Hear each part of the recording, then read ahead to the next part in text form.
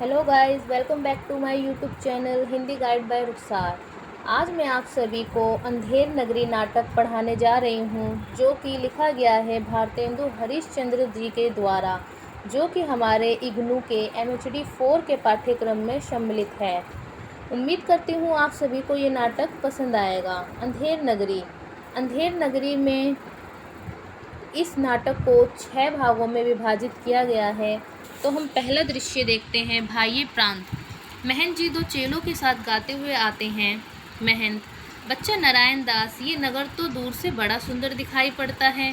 देख, कुछ भिक्षा उच्छा मिले तो ठाकुर जी को भोग लगे, और क्या। नारायण दास, गुरुजी महाराज, नगर तो नारायण के आश्रय से बहुत ही सुंदर है। जो है सो पर भिक्षा सुंदर मिले तो बड़ा आनंद होए। महंत, बच्चा गोवर्धन दास, तू पश्चिम की ओर जा और नारायण दास पूरब की ओर जाएगा। देख, जो कुछ सीधा सामग्री मिले तो श्री शालिग्राम जी का बालभोग सिद्ध हो। गोवर्धन दास, गुरुजी, मैं बहुत सी भिक्षा लाता हूँ। यहाँ के लोग तो बड़े मालदार दिखाई पड़ते हैं, आप कुछ चिंता मत कीजिए। महंत, बच्चा बहुत लोभ मत करना, देखना, हाँ, लोभ पाप का मूल है। लोभ मिटावट मान, लोभ कभी नहीं कीजिए, या मैं नरक निदान। गाते हुए सब जाते हैं। दूसरा दृश्य बाजार का है। घासीराम, चना जोर गरम, चने बनावे घसीराम, जिनकी झोली में दुकान। चना चुरमुर चुरमुर बोले, बाबू खाने को मुँह खोले। चना खाए गफूरन मुन्ना, बोले और नहीं कुछ सुनना। चना हाकिम सब जो खाते, सब पर दूना टिकस लगाते। चना जोर गरम टके सेर। हलवाई, जलेबियाँ गर्मा गर्म, घी में गरक, चीनी में तरातर, चाशनी में चबाचब ले। भूर का लड्डू, जो खाए सो भी पछताए, जो ना खाए सो भी पछताए। रेवड़ी कड़ाका, पापड़ पड़ाका, ऐसी जात हलवाई जिसके 36 कोम है। भाई सब सामान ताज़ा, खाजा ले खाजा, टके सेर खाजा। पाचक वाला, मेरा चूरन जो कोई खाए, मुझको छोड़ कहीं ना जाए। चूरन जब से हिंद में आया, इसका धन बल सभी घटाया। चूरन अमले सब जो खावे, दूनी रिश्वत तुरंत पचावे। चूरन सभी महाजन खाते, जिससे जमा हजम कर जाते। चूरन खाते लाल लोग, जिनको अकिल अजरिन रोग। चूरन खावे एडिटर जात, जिनके पेट पचे नहीं बात। चूरन साहेब लोग जो खाता, सारा हिंद हजम कर जाता। चूरन पुलिस वाले खाते, सब कानून हजम कर जाते। ले चूरन का ढेर बेचा, टके सेर। बनिया, आटा दाल लकड़ी, नमक घी चीनी मसाला, चावल ले टके सेर। बाबा जी का चेला गोवर्धन दास आता है और सब बेचने वाले की आवाज़ सुन सुनकर खाने के आनंद में बड़ा प्रसन्न होता है। गोवर्धन दास, क्यों भाई बनिए, आटा कितने सेर? बनिया, टके सेर। गोवर्धन दास, और चावल? बनिया, टके सेर। गोवर्धन दास, और चीनी? बनिया, टके सेर। गोवर्धन दास, और घी? टके सेर। गोवर्धन दास, सब टके सेर सचमुच? बनिया, हाँ महाराज, क्या झूठ बोलूँगा। गोवर्धन दास, कुजड़िन के पास जाकर, क्यों माई, भाजी क्या भाव? कुजड़िन, बाबा जी टके सेर। निनुआ, मुरई, धनिया, मिर्चा, साग, सब टके सेर।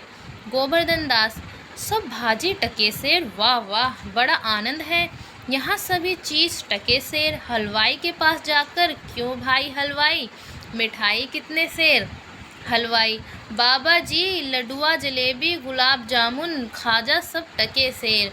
गोवर्धन दास, वाह वाह, बड़ा आनंद है, क्यों बच्चा, मुझसे मस्खरी तो नहीं करता, सचमुच सब टके सेर? हलवाई, हाँ बाबा जी, सचमुच सब टके सेर। इस नगरी की चाल ही यही है, यहाँ सब चीज़ टके सेर बिकती है। गोवर्धन दास, क्यों बच्चा, इस नगरी का क्या नाम है? हलवाई, अंधेर नगरी। गोवर्धन दास, और राजा का क्या नाम है? हलवाई, चौपट राजा।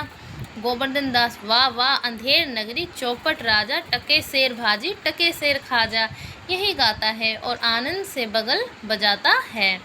हलवाई, तो बाबा जी कुछ लेना देना हो तो लो दो। गोवर्धन दास, बच्चा भिक्षा मांगकर 7 पैसे लाया हूँ, 3.5 सेर मिठाई दे दे। गुरु चेले सब आनंद पूर्वक इतने में छक जाएंगे। हलवाई मिठाई तोलता है। बाबा जी मिठाई लेकर खाते हुए और अंधेर नगरी का गीत गाते हुए जाते हैं। पटाशेक। तीसरा दृश्य, स्थान जंगल। महन जी और नारायण दास एक ओर से राम भजो इत्यादि गाते हुए आते हैं और दूसरी ओर से गोवर्धन दास अंधेर नगरी गाते हुए आते हैं। महंत, बच्चा गोवर्धन दास, कह क्या भिक्षा लाया? गठरी तो भारी मालूम पड़ती है। गोवर्धन दास, बाबा जी महाराज बड़ा माल लाया हूँ, 3.5 सेर मिठाई है। महंत, देखूं तो बच्चा मिठाई की झोली अपने सामने रखकर खोलकर देखता है। वाह वाह बच्चा, इतनी मिठाई कहाँ से लाया? किस धर्मात्मा से भेंट हुई? गोवर्धन दास, गुरुजी महाराज 7 पैसे भीख में मिले थे, उसी से इतनी मिठाई मोल ली है। महंत, बच्चा नारायण दास ने मुझसे कहा था कि यहाँ सब चीज़ टके सेर मिलती है, मैंने इसकी बात का विश्वास नहीं किया। बच्चा, ये कौन सी नगरी है और इसका कौन राजा है जहाँ टके सेर भाजी और टके सेर खाजा है? गोवर्धन दास, अंधेर नगरी, चौपट राजा, टके सेर भाजी टके सेर खाजा। महंत, तो बच्चा ऐसी नगरी में रहना उचित नहीं है जहाँ टके सेर भाजी और टके सेर खाजा हो।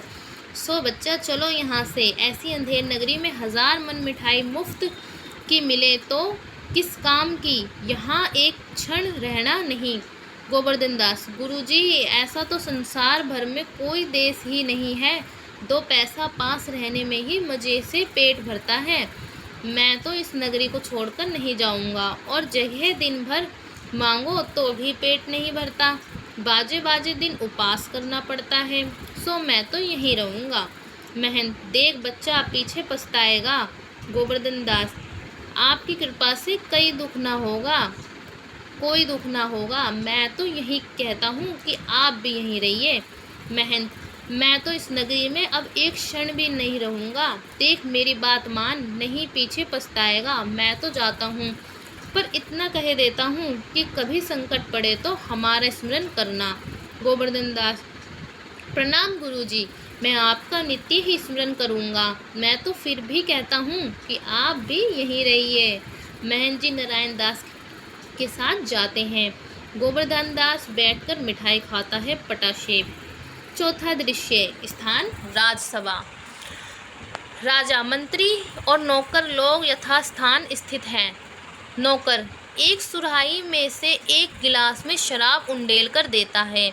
लीजिए महाराज, पीजिए महाराज। राजा मुंह बनाकर पीता है और दे नेपथ्य से दुहाई है का शब्द होता है। कौन चिल्लाता है? पकड़ लाओ। 2 नौकर एक फरियादी को पकड़ लाते हैं। फरियादी, दोहाई है महाराज, दोहाई है, हमारा न्यो होए। राजा, चुप रहो, तुम्हारा न्यो यहाँ हो ऐसा होगा कि जैसा यम के यहाँ भी ना होगा। बोलो क्या हुआ? फरियादी, महाराज कल्लू बनिया की दीवार गिर पड़ी, सो मेरी बकरी उसके नीचे दब गई। दोहाई है महाराज, न्याय हो। राजा नौकर से, कल्लू बनिया की दीवार को अभी पकड़ लाओ। मंत्री, महाराज दीवार नहीं लाई जा सकती। राजा, अच्छा उसका भाई, लड़का, दोस्त, आशना जो भी हो उसे पकड़ लाओ। मंत्री, महाराज दीवार ईंट चूने की होती है, उसका भाई बेटा नहीं होता। राजा, अच्छा कल्लू बनिए को पकड़ लाओ। नौकर लोग दौड़कर बाहर से बनिए को पकड़ लाते हैं। क्यों वे बनिए? इसकी लड़की नहीं बरकी क्यों दबकर मर गई? मंत्री, बरकी नहीं महाराज, बकरी। राजा, हाँ हाँ बकरी क्यों मर गई? बोल नहीं, अभी फांसी देता हूँ। कल्लू, महाराज मेरा कुछ दोष नहीं, कारीगर ने ऐसी दीवार बनाई कि गिर पड़ी। राजा, अच्छा इस मल्लू को छोड़ दो, कारीगर को पकड़ लाओ। कल्लू जाता है, लोग कारीगर को पकड़ लाते हैं। क्यों बे कारीगर, इसकी बकरी किस तरह मर गई? कारीगर, महाराज मेरा कुछ कसूर नहीं, चूने वाले ने ऐसा बोदा चूना बनाया कि दीवार गिर पड़ी। राजा, अच्छा इस कारीगर को बुलाओ। नहीं नहीं, निकालो, उस चूने वाले को बुलाओ। कारीगर निकाला जाता है, चूने वाले को पकड़ लिया जाता है। क्यों बे खैर सोपाड़ी चूने वाले, इसकी बकरी कैसे मर गई। चूने वाला, महाराज मेरा कुछ दोष नहीं, भिश्ती ने चूने में पानी ढेर दिया, इसी से चूना कमजोर हो गया।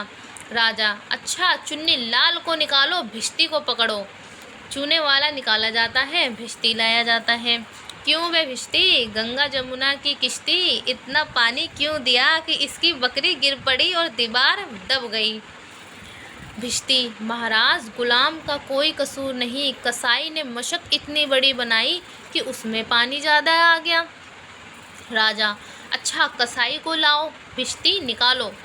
लोग भिश्ती को निकालते हैं, कसाई को लाते हैं। क्यों वे कसाई, मशक ऐसी क्यों बनाई कि दीवार लगाई बकरी दबाई। कसाई, महाराज गडरिये ने टके पर ऐसी बड़ी भेड़ मेरे हाथ बेची कि उसकी मशक बड़ी बन गई। राजा, अच्छा कसाई को निकालो, गडरिये को लाओ। कसाई, निकाला जाता है, गडरिये आता है। क्यों वे गडरिये, ऐसी बड़ी भेड़ क्यों बेची कि बकरी मर गई। गडरिया, महाराज उधर से कोतवाल साहब की सवारी आ गई तो उसको देखने में मैंने कुछ बड़ी भेड़ का ख्याल नहीं किया, मेरा कुछ कसूर नहीं। राजा, अच्छा इसको निकालो, कोतवाल को अभी पकड़ लाओ। गडरिया निकाला जाता है, कोतवाल पकड़ा जाता है। क्यों बे कोतवाल, तैने सवारी ऐसी धूम से क्यों निकाली कि गडरिये ने घबराकर बड़ी भेड़ बेची, जिससे बकरी गिरकर कल्लू बनिया दब गया। कोतवाल, महाराज महाराज मैंने तो कोई कसूर नहीं किया, मैं तो शहर के इंतजाम के वास्ते जाता था।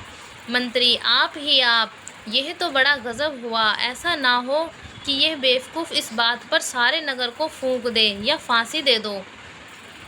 कोतवाल से, ये नहीं, तुमने ऐसे धूम से सवारी क्यों निकाली। राजा, हाँ हाँ, ये नहीं, तुमने ऐसे धूम से सवारी क्यों निकाली कि उसकी बकरी दबी। कोतवाल, महाराज महाराज। राजा, कुछ नहीं महाराज महाराज, ले जाओ कोतवाल को, अभी फांसी दो। दरबार बर्खास्त।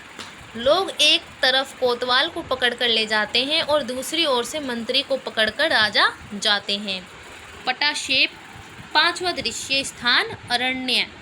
गोवर्धन दास गाते हुए आते हैं। अंधेर नगरी अनबुझ राजा, टका शेर भाजी टका शेर खाजा, सांचे मारे मारे डोले, छली दुष्ट सिर चढ़ी चढ़ी बोले, प्रगट सभ्य अंतर छलदारी, सोई राजसभा बल भारी, साँच कहे ते पनही खावे, झूठे बहु विधि पदवी पावे, छलियन के एका के आगे, लाख कहो एकहू नहीं लागे, अंधा धुंध मच्चियो सब देसा, मनहू राजा रहत वेदसा, अंधेर नगरी अनबुझ राजा, टका शेर भाजी टका शेर खाजा। बैठकर मिठाई खाता है। गुरुजी ने हमको नाहक यहाँ रहने से मना किया था। मना की देश बहुत बुरा है, पर अपना क्या, अपना किसी राजकाज में थोड़े हैं कि कुछ डर है। रोज़ मिठाई चबाना, मज़े से आनंद से राम भजन करना। मिठाई खाता है। चार प्यादे चार ओर से आकर उसको पकड़ लेते हैं। प्यादा 1, चल बे चल, मिठाई बहुत खाकर मुटाया है, आज पूरी हो गई। प्यादा 2, बाबा जी चलिए, नमो नारायण कीजिए। गोवर्धन दास घबराकर, है ये आफत कहाँ से आई। अरे भाई, मैंने तुम्हारा क्या बिगाड़ा है जो मुझको पकड़ते हो। प्यादा 1, आपने बिगाड़ा है या बनाया है, इससे क्या मतलब, अब चलिए फांसी चढ़िए। गोवर्धन दास, फांसी, अरे बाप रे बाप, फांसी, मैंने किसकी जमा लूटी है कि मुझको फांसी, मैंने किसके प्राण मारे कि मुझको फांसी। प्यादा 2, आप बड़े मोटे हैं, इस वास्ते फांसी होती है। गोवर्धन दास, मोटे होने से फांसी, ये कहाँ का न्याय है। अरे हंसी फ़कीरों से नहीं करनी होती। प्यादा 1, बात यह है कि कल कोतवाल को फांसी का हुक्म हुआ था। जब फांसी देने को उनको ले गए तो फांसी का फंदा बड़ा हुआ, क्योंकि कोतवाल साहब दुबले हैं। हम लोगों ने महाराज से अर्ज किया, इस पर हुक्म हुआ कि एक मोटा आदमी पकड़कर फांसी दे दो, क्योंकि बकरी मरने के अपराध में किसी न किसी को सज़ा ज़रूरी होनी है, नहीं तो न्याय नहीं होगा। इसी वास्ते तुमको ले जाते हैं कि कोतवाल के बदले तुमको फांसी दे। गोवर्धन दास, तो क्या और कोई मोटा आदमी इस नगर भर में नहीं मिलता जो मुझे अनाथ फ़कीर को फांसी देते हो? प्यादावन, इनमें दो बातें हैं। एक तो नगर भर में राजा के न्याय से डर से कोई मुटाता ही नहीं, दूसरे और किसी को पकड़े तो वह न जाने क्या बात बनाए, और फिर इस राज में साधु महात्मा इन्हीं लोगों की तो दुर्दशा है। इससे तुम ही को फांसी देंगे। गोवर्धन दास, दुहाई परमेश्वर की, अरे मैं नाहक मारा जाता हूँ। अरे यहाँ बड़ा ही अंधेर है। अरे गुरुजी महाराज का कहा मैंने ना माना, उसको फल मुझको भोगना पड़ा। गुरुजी कहाँ हो, आओ मेरे प्राण बचाओ। अरे मैं बेअपराध मारा जाता हूँ। गुरुजी गुरुजी गुरुजी। गोवर्धन दास चिल्लाता है। प्यादे उसको पकड़ के ले जाते हैं। छठा दृश्य, स्थान शमशान। गोवर्धन दास को पकड़े हुए 4 सिपाही का प्रवेश। गोवर्धन दास, हाय मैंने गुरुजी का कहना ना माना, उसी का फल है। गुरुजी कहाँ हो, बचाओ गुरुजी बचाओ। गुरुजी रोता है। सिपाही लोग उसे घसीटते हुए ले चलते हैं। गुरुजी और नारायण दास आते हैं। गुरु, अरे बच्चा गोवर्धन दास, तेरी ये क्या दशा है? गोवर्धन दास गुरुजी को हाथ जोड़कर, गुरुजी दीवार के नीचे बकरी दब गई, सो इसके लिए मुझे फांसी देते हैं। गुरुजी बचाओ। गुरु, अरे बच्चा, मैंने तो पहले ही कहा था कि ऐसे नगर में रहना ठीक नहीं। तैने मेरा कहना नहीं सुना। कोई चिंता नहीं, नारायण सब स्मर्थ होगा। भोज चढ़ाकर सिपाहियों से, सुनो, मुझको अपने शिष्य को अंतिम उपदेश देने दो। तुम लोग तनिक किनारे हो जाओ। देखो मेरा कहना ना मानोगे तो तुम्हारा भला ना होगा। सिपाही, नहीं महाराज, हम लोग हट जाते हैं, आप बेशक उपदेश दीजिए। सिपाही हट जाते हैं। गुरुजी चले कान में कुछ समझाते हैं।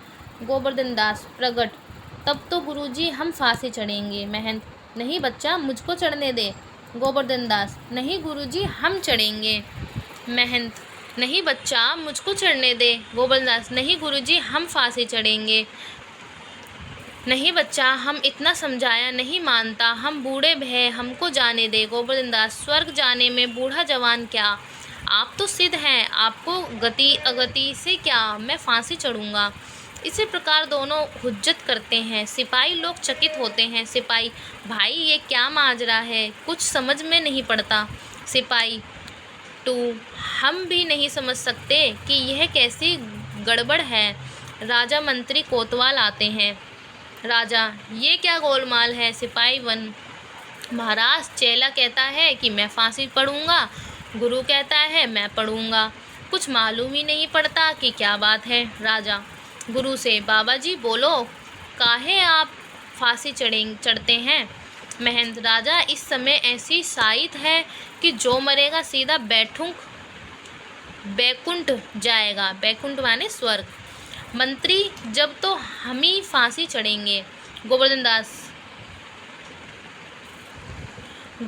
दास, हमको तो हुक्म है। कोतवाल, हम लटकेंगे, हमारे सबब तो दीवार गिरी। राजा, चुप रहो सब लोग, राजा के रहते कौन कौन बैकुंठ जा सकता है, हमको फांसी चढ़ाओ जल्दी जल्दी। महंत, जहाँ ना धर्म ना बुद्धि नहीं नीति ना सुजन समाज, ते ऐसी ही अपूही नसे जैसे चौपट राज। राजा को लोग टिकठी पर खड़ा करते हैं। मतलब कि वहाँ का राजा इतना चौपट राजा होता है, मूर्ख होता है कि वो खुद ही फांसी पे चढ़ जाता है।